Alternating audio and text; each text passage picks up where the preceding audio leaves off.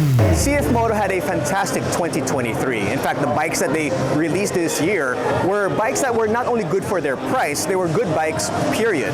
Full stop. In fact, I got the chance to go to their factory in China, and I was absolutely impressed. It was no surprise that they have JVs with both KTM and Yamaha as well. So how in the world is CFMOTO going to top the year that was? Let's find out.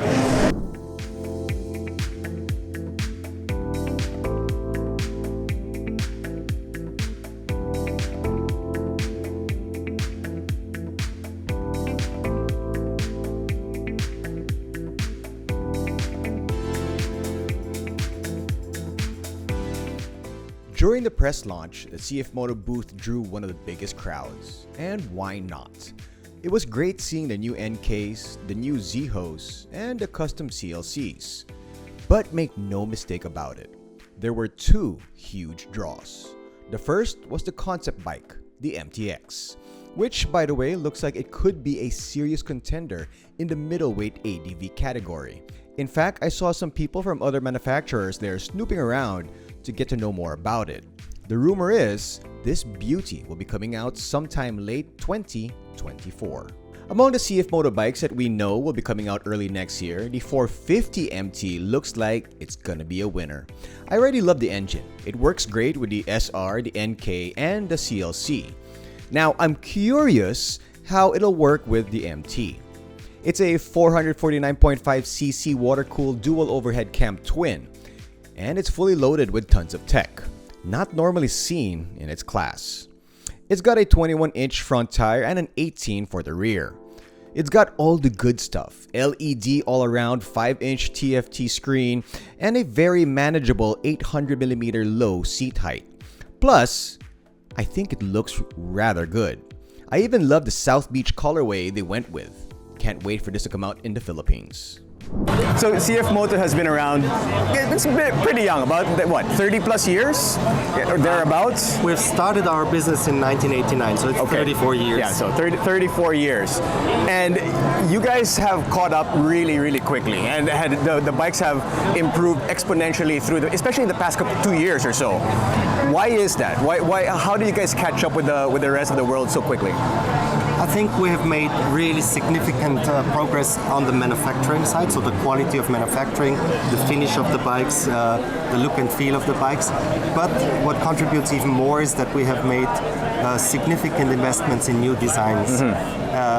New designs, new functionality, and especially for the international markets, we are really using the competence that exists in Italy and in Austria with the Kiska and M40 design studios that really help us design a product that is suited for the international markets. You mentioned Kiska, so I want to ask you about that.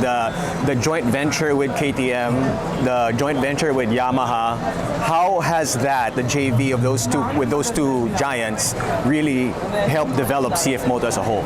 I think first I have to mention that the JV with Yamaha is a very limited one for the Chinese market and only focusing on air-cooled scooters. Okay. So this is not meant to release anything globally. Okay. The JV with KTM, of course, has had a bigger impact. You might know that we have been the exclusive importer for KTM motorcycles in China since 2013, and in 2017 we have intensified this relationship and started a joint venture on the product development and manufacturing side. So of course this has helped us a lot in terms of gaining more quality on the production side, but I can say that meanwhile it's not only a technology transfer from KTM to CFMOTO, but also starting to turn on the connectivity side, on the many aspects that we are really doing a good job. Yeah, and the 450 platform that you guys have, the SR, the NK, the CLC, and now the MT. Yeah, it's a very special engine that you guys have there. I think with this engine we really developed something that suits a lot of products very well. Ever since we have released the 450 SR, the feedback has been great, especially on the performance of the engine, especially on the quality of the engine. So we have literally no problems with that engine platform. So it was very logical to roll out more products using this engine. All right. So at the moment we really have basically the SR models, the NK models, also like the classic line with 450, and now we're adding the MT, which at least from the European perspective will do a great job for the brand here in Europe and also elsewhere, I guess. I mean, the future is bright for CFMOTO. 34 years into it, it seems like you guys have been around much longer than that. I think we have a steep learning curve.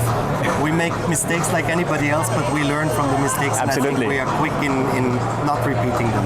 Yeah, there's no such thing as failure, only feedback. Exactly. All right, thanks very much. That'll do it from the CFMOTO booth and EICMA 2023. To know more about the bikes and, of course, everything in the world of motorcycling, log on to www.motodeal.com.ph. From EICMA 2023 in Milan, Italy, this has been Gino Ruffino.